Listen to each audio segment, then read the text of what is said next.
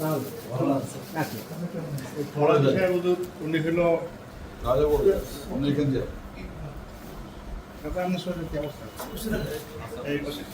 ফরাজি সাহেব হলো উনি কথা সাহিত্যিক লেখক অনেক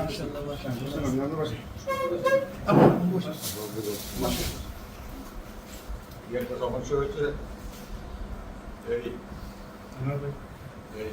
পড়াশোনা করলে মারে বলেছি আসেন মোটামুটি হাড়েও না মাংস না নার্ভের মধ্যে কোমরে ডাক্তাররা কি বলে? ডাক্তাররা তো আমি 2.5 বছর থেকে বলতেছে আপনি ভালো হয়ে যাবেন কালকে। আমি মানুষের কাছে মিথ্যা কথা বলতে হবে। এলাকার লোকদের বলি যে আগামী মাস আসবো, পরবর্তী মাস দিন। আজকে 2.5 বছর এই অবস্থা ধরে কয়েক লক্ষ না হলে কয়েক হাজার মিস কল আছে মোবাইলে, আমি হাত কাটে ধরতে পারি না, রিসিভ করতে পারি না, করতেও পারি না। তারপরে ব্যালেন্স থাকে না, উঠলে তাহলে পড়ে যাই। কালকে পড়ে যাচ্ছিলাম এখানে, খবর কাগজ দিতেছিলাম, ওখানে পড়ে গেছি। আল্লাহ রহমতে 15-20 বার পড়ছি, একবারও মাথা ফাটে নাই, মারাও দেয় না। হাড্ডি ভাঙে না, মাথা ভালো না। আমরা তো কইছি না আল্লাহ যেন আমাকে শেখ হাসিনা পতন না দেখে না মৃত্যু দেয়। আমার ডাকান্দা বন্দার আবদার কি সে রক্ষা করবে? ইসলাম ধর্মে তারা বিশ্বাস করে যার মৃত্যু যেখানে সেখানে যাবে। তো আমার মতো মারবে না। আজরাইলে বলে দিছে কথা, তার জান কবজ করে রাখেন। আমি বলেন, আমি বলছি যে হাসিনার বিদায় না হওয়া পর্যন্ত আল্লাহ তুমি আমার ওই নামের হত্যা করতে একটা গল্প আছে। ওর মার নাম ছিল নিকোষা, ওর বয়স ছিল বোধ 92 বছর মহিলা। তো ওই খনিরা গেছে ভিতরে, মহিলা ভিতরে যাচ্ছে, ওই তোর ছেলেরে খুন করতে আসছে, বাম করতে আসছে, তুই পালাস কোথায়? পালাই না রে, তোদের শেষটা আমি দেখে দিতে চাই। আমি পালাই না, তোদের শেষটা দেখে দিতে চাই। আল্লাহ তো এটা কবুল করছে, এখন কি হবে? আমি তো কোনো অবদান রাখতে পারছি না। অবদান রাখতে পারতেছেন না মানে আপনাদের অবদানের কারণেই তো এসব ঘটতেছে। যে কোনো আন্দোলনের আজকে সোনামুড়ি থেকে একজন আছে, রামগঞ্জে একজন পুলিশ চাকরি করে। এই সরকার সবচেয়ে ব্যতিব্যস্ত আছে পুলিশ নিয়ে।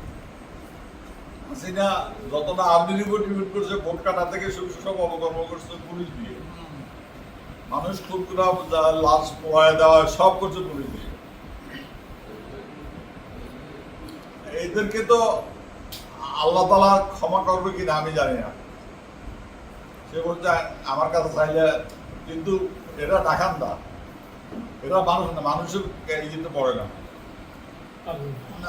এরা মানুষের ক্যাটাগরিতে পড়ে না, এরা মানুষ মানুষের আল্লাহর সৃষ্টি বন্দারে পোড়ায় দেয়। তারা কি মানুষ না?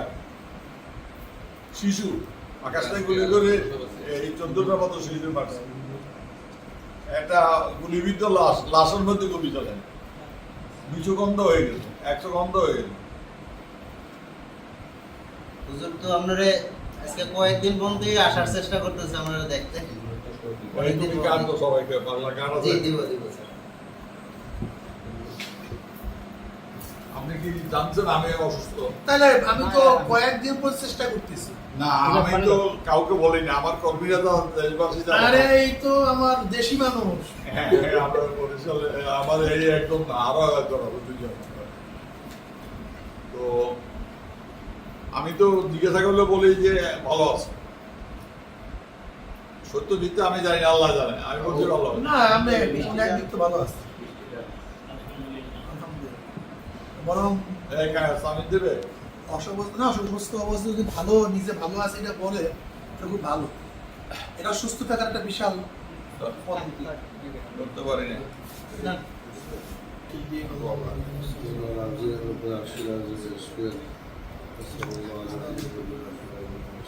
যতক্ষণ পর্যন্ত সমাজের সকল অংশের মানুষের প্রতিনিধিত্ব না হবে, ততক্ষণ দেশে শান্তি হবে না। আর আজকে বলছি 18 বছর উপরে পুরুষ মহিলা সবাইকে সামরিক ট্রেনিং, ইন্ডিয়ার হাত থেকে বাঁচতে আর কোনো বিকল্প নেই। আমি বসি। আপনি বসেন, আপনি বসেন। মুক্তিযুদ্ধের সময় আমাদের ছেলেরা মালকোসা হয়ে গেছে খায়, এই লুঙ্গি করা, তোষ মারা, এই এক বুক পানির মধ্যে রাইফেল হাতে দাঁড়ায় থাকতো। বিদেশি এক মহিলা সাংবাদিক বলো এরা কারা? মালহোত্রা ছিল ইন্ডিয়ান আর্মির চিফ, আমার সাথে সাঁতার প্রতিযোগিতা পারে নাই। তো বলতেছে এরা মুক্তিযোদ্ধা। মুক্তি বলে যে তোমাদের খচ্চর বাহিনী দেখছি, শ্যাম্পেন বাহিনী দেখছি, কেউ হারাতে পারবে না এই জাতিকে। যে জাতি কান্নার পরে হাসতে জানে ওই জাতির পৃথিবীর কেউ হারাতে পারবে না ইনশাআল্লাহ। দোয়া আছে, আপনি বসেন, আপনি বসেন, আপনি বসেন, আপনি বসেন, আপনি বসেন। আর আপনারা কাছে কাছে রাখবেন। দাঁড়াইতে চাই। সেটা পরে যায়, এটা পরে আল্লাহ পাক না করুক